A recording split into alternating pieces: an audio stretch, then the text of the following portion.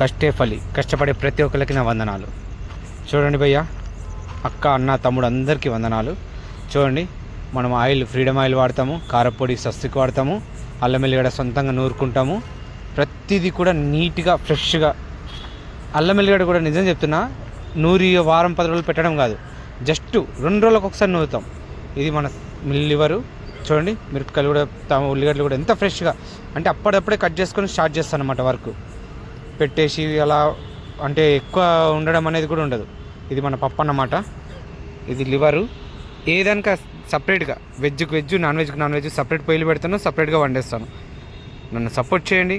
ఒక్కసారి నా దగ్గరికి వచ్చి తినండి, రెండోసారి ఖచ్చితంగా మళ్ళీ నా దగ్గరికి వస్తుంటారు. ఇది నా గ్యారంటీ. నా గురించి ప్రత్యేకంగా రావక్కర్లేదు. మియాపూర్కి వచ్చినప్పుడల్లా ఒక్కసారి నా దగ్గరికి రండి. సో నా గురించి మళ్ళీ మీరు ప్రత్యేకంగా వస్తారు. నేను ఖచ్చితంగా నా టేస్ట్ ఏంది, నా ఏంది అనేది నేను ఖచ్చితంగా మీకు